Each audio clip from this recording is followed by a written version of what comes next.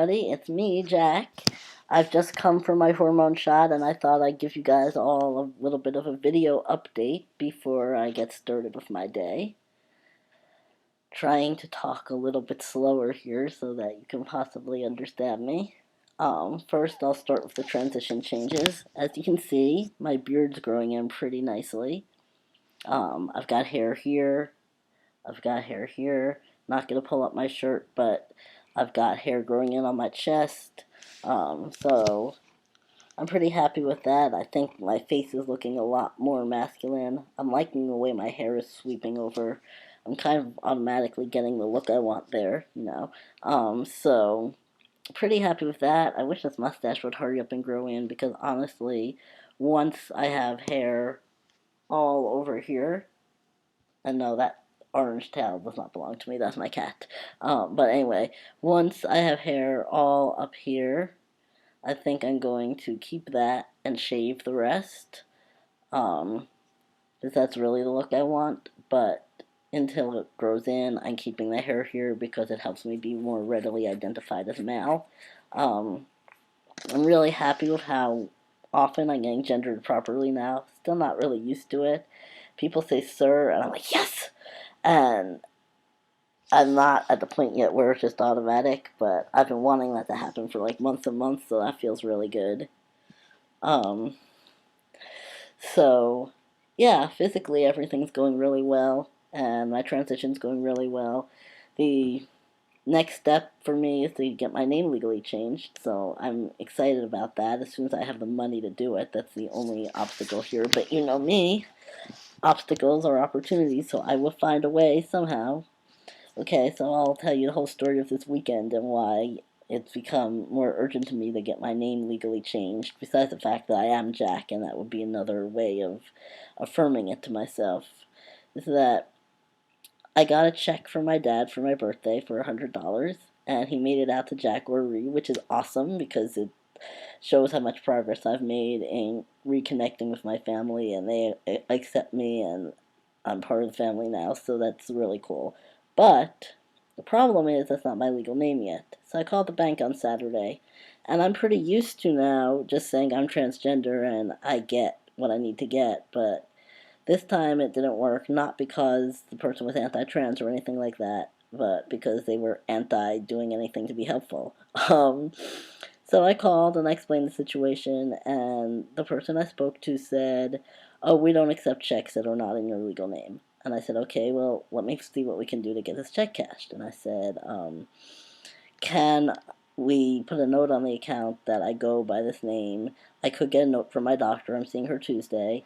And the person said, "No, we only allow one name per account." I said, "Okay, well, what if I register my name as a business?" The person said, "Well, do you have a business?" "Well, I do have a business, but it's not registered yet."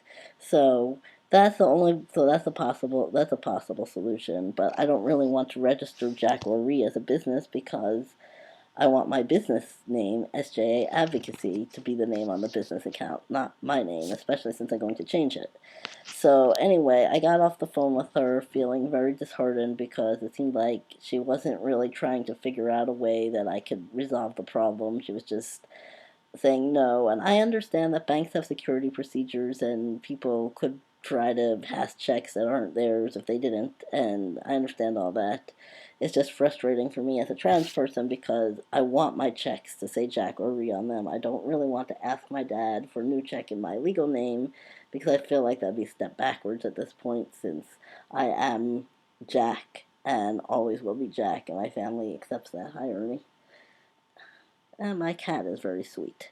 Okay, so, anyway, so I was beginning to think it's time for me to legally change my name, and I was a little bit frustrated because I need the money that my dad sent me in order to change my name, which I need to change the name in order to get the money my dad sent me. So I'm like, I don't like these kind of circular things. It's annoying, but whatever. I'll get through it. So, anyway, it goes on, and that afternoon, I checked the mail, and I got a jury summons, which, I don't really mind that much, even though I don't like having to get up early and go out in public and do something that I haven't chosen to do, because that's the whole reason I work for myself, you know. But that's okay. The problem is, of course, that's in my legal name also, and you have to show ID and all that. And especially with me looking like this and being very clearly male and having a female name and picture on my ID is just not going to do. It's cause problems. So I've decided I want to legally change my name for those reasons, that those were signs that my name needs to be changed. And I want to anyway. It's time, because I am Jack. That's the name I go by. That's the name I want to use. That's the name I want to be known as. And there's no reason not to change it. In the past, the only reason I haven't changed it before this point is because I haven't had the money. And I wasn't sure exactly how much it cost, but I knew it was going to be kind of expensive. So I called yesterday and I asked how much it is to change my name, and the woman there was very nice, and she said that the basic fee is $120, and then there's a fee for a background check, and then there's a fee for getting the paperwork, and there's a fee for getting things notarized. So she didn't give me an exact number, but my sense is that with all those extra fees, it's going to be about $200, which I am not exactly possessing right now. This is rent week, so um, I'm probably going to have to wait a week so that I can get my rent paid.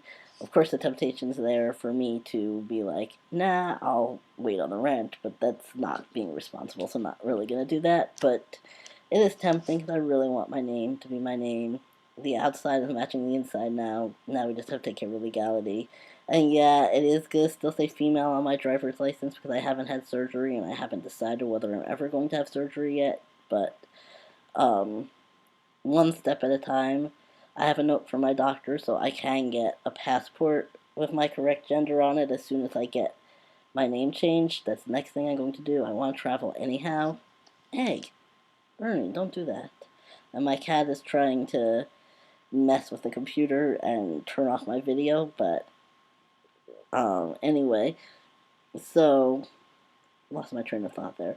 Yeah, I'm gonna get a passport with my correct name and gender, and I'll be using that for the most part. I'll be able to fly again. I haven't been on a plane in a long time because I didn't like the idea of having a female name and a male appearance and having to use my female name and the security and all that. So I usually take the Greyhound bus, and so I'm gonna probably be able to fly again. I want to travel anyway. It's part of my advocacy, part of my job. I want to travel, and I want to see other countries anyway, just to see them, and I want to do a lot of traveling in the next couple of years, so it's something I need to do anyhow.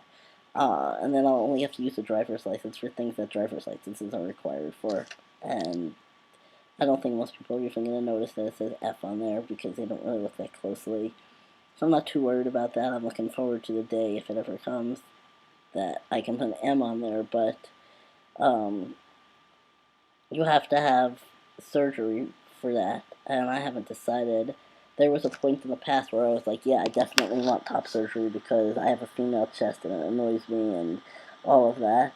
But at this point, my torso has changed shape a little bit. I don't know if you can tell, but I don't look like I have a female chest. And even when I look in the mirror, and I take off my shirt and look in the mirror, I see a male chest, even though I have female anatomy there, so I'm not that desperate to get the top surgery. I already decided I didn't want bottom surgery a long time ago because I don't think that is going to get me what I want, so I'm going to keep what I have down there. Probably will get a histo because I don't see a point to keeping my uterus that I'm never going to use for anything. And I'm so, so glad that the very first symptom to go away when I started on testosterone was my period. I haven't had a period in like 3 or 4 months, and it needs to stay that way. Um, so I probably will eventually get that, but I think you have to have top surgery as well in order to change your gender marker on your driver's license. So that's that. So that's where I'm at with things. This week, I'm continuing to work on getting my new business into place while also working on the old business. So, in a little while here, I'm going to eat lunch, and then I have a session with my awesome life coach. And then, after I finish talking with her, I'm going to be doing some writing. Also, going to be working on making some media kits and some speakers kits so that I can start doing the workshops I want to do. So just watch this space because I'm going to be doing a workshop on self-assertion specifically for people who are marginalized. I think that some of us have special needs. Of course, everyone's welcome to that, no matter who you are, whether you're trans or not, whether you have Asperger's or not. I may do two. I may do one specifically for the autistic community and one specifically for the trans community, or just do a general one for anybody who's interested, because I think that the principles are the same. It's just there are specific concerns that are a little bit different depending on who you are. So yeah, watch this space. I'm very excited about that, and I will let you know as soon as that's going on. Tonight I'm going to a planning meeting for the LGBT Interfaith Forum and Vigil, and I'm very, very, very excited about that as well because of the fact that I will be speaking there and I'm part of the planning, so I'm part of getting this done. That's going to be in October. If you're in Raleigh on October 14th, come to Pullman Baptist Church so that you can hear all of our amazing speakers, and there'll be a vigil outside afterwards where I and some other people will be speaking. So, yeah, things are going good, and I hope you all are having a great Tuesday, and I will talk to you later.